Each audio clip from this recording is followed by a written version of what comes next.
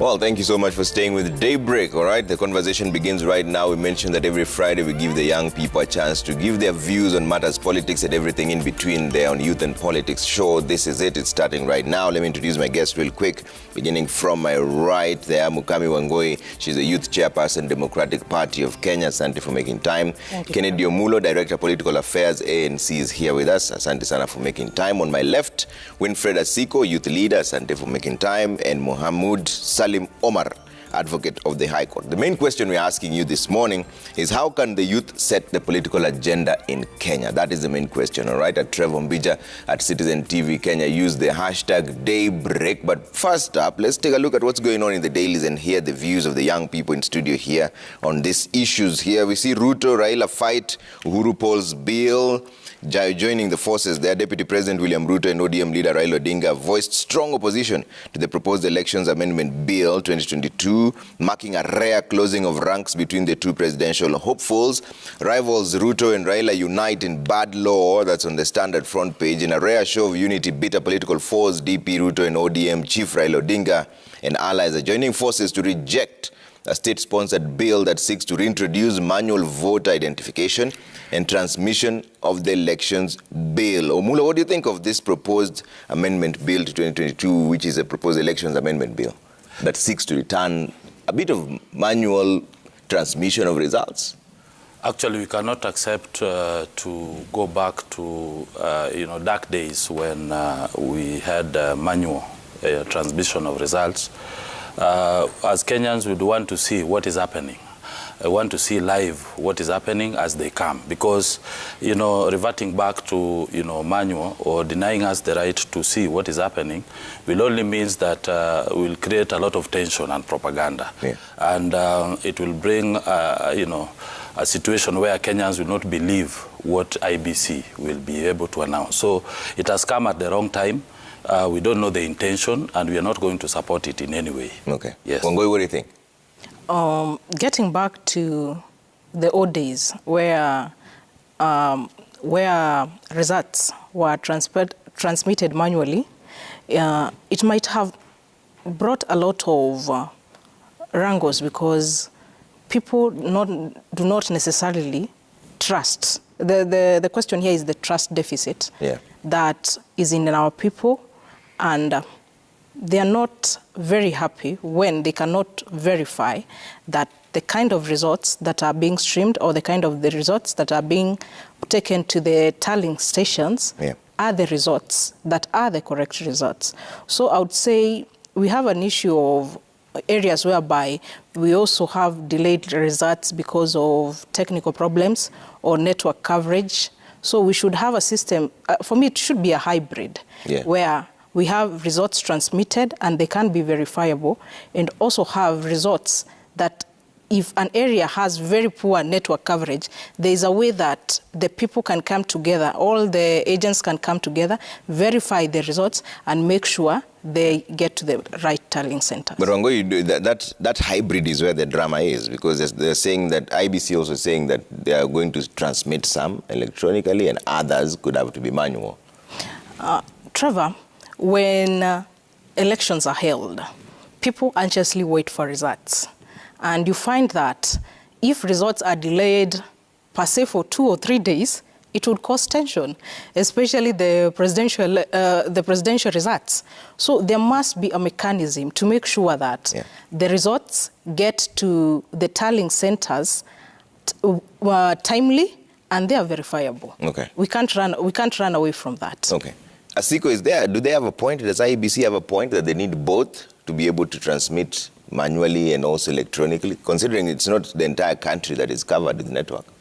Okay, my name is Winfred Asiko Abuti. I'm running for Senate Kakamega. Thank you so much, Trevor, for allowing me to be here, because it's my first time.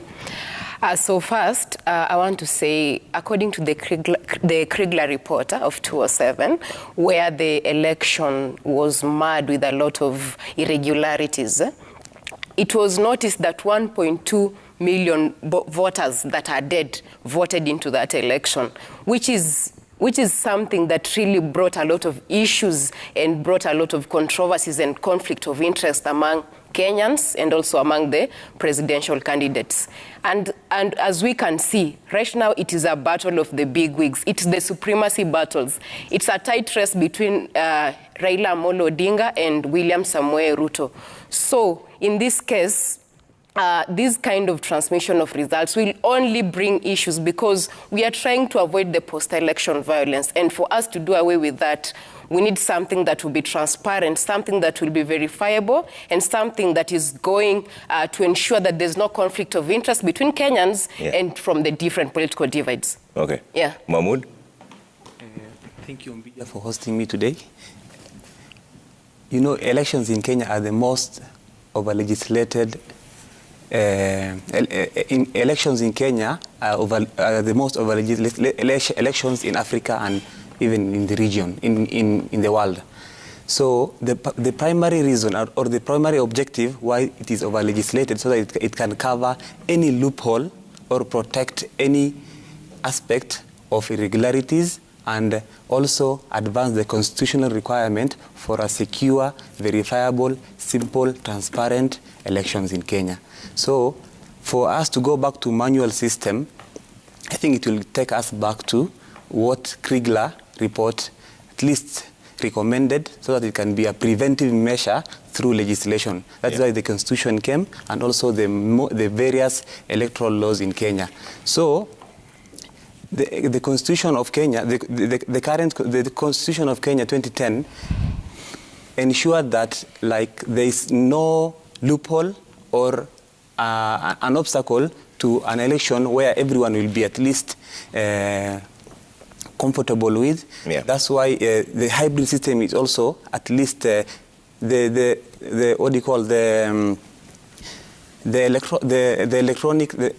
manual system should be a secondary option for in situations where there are no network coverage. For example, northern region where there are places where there is no network completely, there are no electricity. So it should be a secondary option, but that also should also be tightened enough to protect any aspect of bad faith. Okay. So there's something that Asiko has mentioned here, and it's also almost related to what we're seeing on the front page of the Daily Nation. Unrest in UDA over Mudavadi's Kenya Kwanza. The political marriage between DP William Ruto and Musalia Mudavadi is on shaky ground due to suspicion and mistrust arising from the ownership of the Kenya Kwanza Alliance, their coalition vehicle for the August 9th polls. Omulo, you're the chairperson for Director of Political Affairs, ANC. Is there a bit of mistrust ongoing there? There's none, as far as I'm concerned. You know, Kenya Kwanza is a coalition that is bringing together Deputy President and my party leader Musalia Mudavadi and also Moses Wetangula. It is anchored on basic principle of economic recovery and also resolving the issue of poverty. And we believe that these are stories that are being peddled by our opponent because they want people to believe that we are building our house on shaky grounds. Okay. So we have not seen or have not seen anybody within either ANC party or Ford Kenya or UDA who have come out publicly to complain about the registration of Kenya Kwanza. Yeah. So we are moving forward, and this is a coalition that is going to win come 2022 August 9th. Okay. Yes. Let's talk about these coalitions for a bit. And Wangoi, you're also the youth chairperson, Democratic Party of Kenya. Are you considering coalitions, and are you advising your party chair to which coalition are you advising him to join? Thank you very much, Trevor. As Democratic Party, right now we are gearing the elections, and what we are doing is to put our house in order, because Democratic Party, being one of the oldest parties in this country, has very good structures. And when we have structures in party, that's when you find that in a political party, it is not owned by an individual, rather it's an institution. Therefore, it guarantees aspirants their democratic space. It guarantees aspirants the space that they can trust, even when it comes to inter-party democracy, when we look at things like party nominations. So when you look at, we have a presidential candidate. Our presidential candidate is J.B. Muturi. And I would also want to respond to Asiko. Asiko talked about two powerhouses. for me, what I understand correctly, when we ask who will be the president of Kenya in 2022, the correct answer is the person who will have the majority of votes. For my party, Democratic Party, we have J.B. Muturi, who is our presidential candidate, and we strongly believe will garner the most number of votes. So for us, there is nothing like powerhouses. It's letting the people of Kenya exercise their duty, which is voting, those who have a legal age of 18 years, and being able to get a leader who is transparent, accountable, and who has the goodwill of running this country. Yeah. And Asiko, you're the one who brought up this issue of saying that it's a battle between two powerhouses and two horses. Yeah. Is that a perception created, or is it the reality on the ground? Because there are other front runners as well, right? Okay, you know, Trevor, politics is an art, and it's what you see. Like, there's nothing, it's not like something out of the box. It's just what you see on the table. What Mukami is doing, she's living in utopia, because right now it's either you are in Kenya Kwanza or you are in Azimio. The rest, they are just... The rest, you know, there's that horses and then there's donkeys. I can say now the others are donkeys and then the two are the horses now. Okay. Yeah. Mahmoud, do you agree? No. You know, we should be very realistic and also practical in everything that we perceive and see. So the reality is, ask yourself, you know, for the two horses, for Honorable Raila Odinga, you can say that these are his strongholds. For Deputy President Ruto, also these are his strongholds. Then let's ask ourselves, where are the strongholds of the current Speaker of the National Assembly, J.B. Muturi? You know, that is how we can at least balance and come with the conclusion that this is just a two-horse race. The rest are just on a syndikiza. Yeah. But why is that? Because you see, if we take the youth as a particular stronghold, they can change the trajectory of this country completely. Yes. And that's the reason why I was asking you, how can the youth set the political agenda in Kenya? You know, the participation of youth in politics, generally in governance, depends with the socio-economic, cultural, and also what you call political landscape of this country.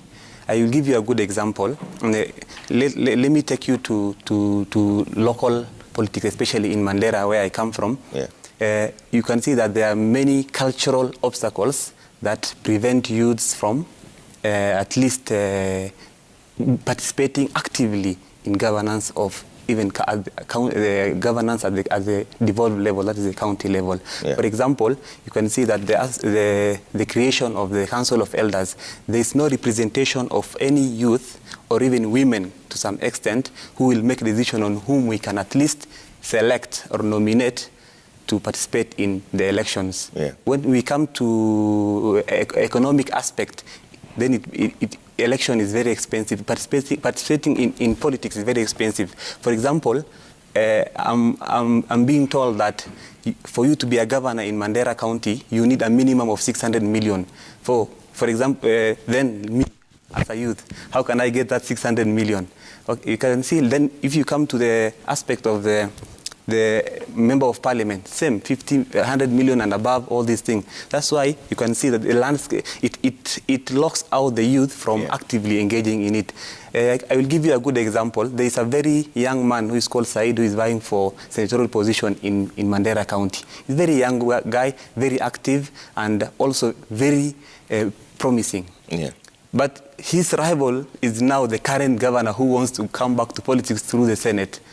It doesn't mean that, is it logical that for 10 years, having the county resources, what have you done? Then coming to the Senate, what is the policy gap or legislative gap that you want to add value in Kenya? It's just about it's about, what do you call, muscle of the pocket. Yeah. That's what I can say. Right. So those factors are the ones which lock the youth from actively participating in governance and also at the political level. Okay.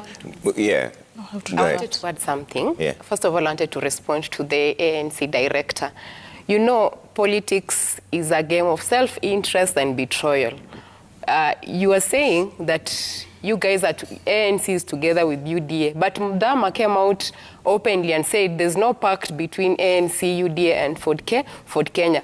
What makes him trust? What makes them trust DP William Ruto so much, to the extent that they just want to be moving together without no serious pact? That one aside, for the youth participation in Kenya in politics, first of all, the political class, they have categorically stated what they want in these spaces. Some of them want to be president, some of them want to be deputy presidents, others want to be governors, senators. But you see, like most of the youth, they are shying away from vying for these positions. So the best thing my fellow youth can do out here is to come out strongly. Stop being at the periphery. You know, we've been at the periphery for a long time until we are not at the decision-making table, and we are also not part of policy creation and implementation, and that is why most policies do not favor us. So for us, the youth, we need to come out strongly. We need to vie for these positions. And for our fellow youth who are watching us from far, it is good that you support your youth, because most of the time you guys are saying you don't have jobs. We don't have jobs because, first of all, you don't have connections, and then secondly, because most of these positions, they have been taken by the older persons. And you also find like ministries and dockets that belong to the youth are managed by older persons. But the Constitution of Kenya, Chapter 17, Article 260, clearly states that a youth is someone who is above 18 and below 35.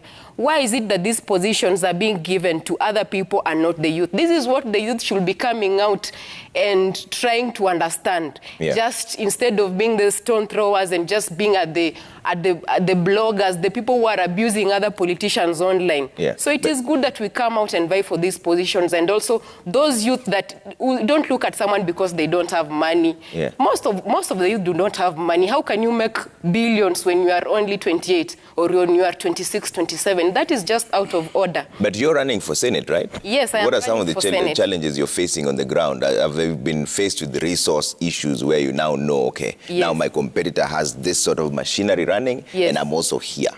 What is the reality on the ground for you? The reality on the ground is that most of the youth do not have money to vie for these positions, because most of them are not employed, and others, for those who are doing business, like me, I do business.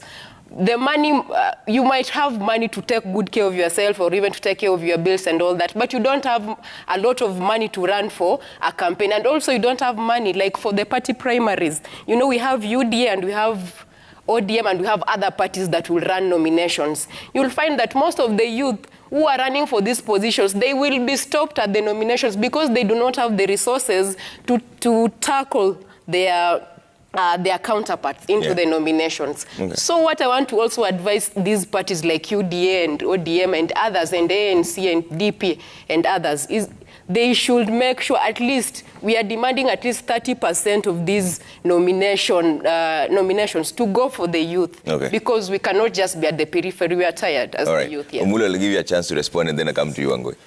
First and foremost, I want to make it very clear that you know, Mudama was misquoted, and is right, because remember in our NDC, we gave His Excellency Musalia Mudavadi a mandate to run for presidency.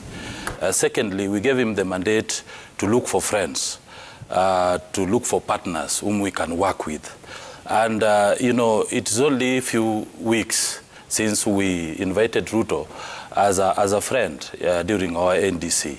We are yet to, you know, organize and even formalize such kind of arrangements. So people are peddling lies that, you know, Musalia is going to be given a certain position in that coalition. And that is what we are saying. We are working as partners. And Musalia Mudavadi is running for presidency. Ruto is running for presidency. A time is coming when they will come up and they give us the best presidential candidate within the alliance of One Kenya Alliance. And our resolve is not, you know, we are not looking for any position in that coalition. We have come together because of ideological, there are things that we are doing together. For example, Ruto has been talking about bottom-up economics, the microeconomics. We have been talking about uchumi bora pesa mfukoni. So based on that platform, we are able to say that we are going to solve the problems, challenges that are faced by Kenyans and even the young people. And secondly, I also want to invite, my dear friend here who is running for Senate in Kakamega County, that in ANC, which of course I want to sincerely thank Musalia Mudavadi, because he's been able to mentor young people to participate in leadership and even decision-making, in the party, in the ranks and files of the party. It is only in ANC where we have the youngest Secretary General compared to all other political parties. In Kenya and in East Africa, you see, I was just given this appointment during NDC, and I'm a young person. I served as the former youth leader of ANC party. Right now, I'm the director of political affairs and strategy. So I sit on the table. Look at my friend Nathaniel Mungare. He's a young person. He's serving as the director of ICT. So it is only in ANC where they recognize the presence and participation of young people in the political process. Okay. And we're also inviting you because we've realized that there are challenges that are faced by young people in terms of financial, support during the election. As much as you're going to participate, how best can you participate within these political parties compared to other political parties? ANC is providing a platform that will enable you to pay less. In fact, we are almost giving free to the young people, half the cost of, to allow you to contest in this position. Coming back, Trevor, to how we can set the agenda as young people. We can only set the agenda of this country if we are part of the agenda or if we are the agenda. You cannot complain about food if you have not participated in cooking that food or even buying that food. And that is why we are urging other young people, be it in Azimio or even Kenya Kwanza, we must be on that table. Let us participate in the development of manifesto so that we have our issues addressed in this political process. All right. I want us to stick to that conversation for a bit because it is the main conversation. How can the youth set the political agenda in Kenya? But Wangui, you wanted to respond. Yes, I wanted to respond. One, I want to say that listening to hoping our incoming senator, hoping you will get that seat. Listening to you, you have very valid reasons on the challenges the youths are facing, especially the nomination fee, the lack of money to conduct campaigns, and not being involved actively in their political parties. When you look at a party like Democratic Party of Kenya, and you want to vie for a particular seat, as a youth, one, you get half the nomination fees. And doesn't stop at that. If you cannot raise the amount, it can also be waived and it will be zero. So you'll have your chance to go for the seat that you want. When listening to the presidential candidates that are vying in this country, I've been very keen to listen on the spaces that they offer the youths. Only one candidate has come out with clarity of mind and said it, that they are going to offer 70% of the government positions to the youth, and that is J.B. Muturi. So we cannot talk about a majority of tribes. We are talking about the youth tribes. And it is the youth tribe. Why?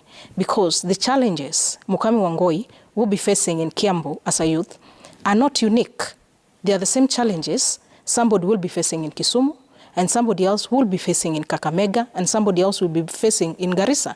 So what do we need? We need to come together as youths, bring our voices to the table, articulate them well. When we look at political parties, like Democratic Party of Kenya, we have NEC. NEC is the National Executive, where we have 3 youths represented at NEC. That is the National Youth Chairman, the Secretary General, and also the Organizing Secretary. These are people who bring the youth voices to the table, whereby they are articulated and the party absorbs it. So it's not a matter of youths being in a political party and appearing cosmetically and also just going for laris. When she said that my candidate, I don't know what parameters she's using to gauge that my candidate is not among the best or among the first. One thing I want to tell you is, as much as other people have been holding political laris, others have been calling people to their homes, what he has been doing is that he has been going to mashinani to meet one-on-one with Wanjiku, not a group of 5. When you're talking to about 30,000 people, what message will you be passing? But when you meet a considerable group of opinion leaders from various counties. They are able to tell you their challenges. And as a leader, when you're developing your manifesto, you are able to incorporate solutions that are going to help these people. Okay. All right, I want to take some feedback before we take a quick break and then come back and continue this discussion because we've started it. How can youth set the political agenda in Kenya? That is the question we are asking. How can the youth set the political agenda in Kenya, in the country? That's where we have it. You can SMS 22422. You can also use the hashtag Daybreak at Citizen TV Kenya and at Trevor Mbija. That's how we get your feedback. That's coming up right after this break.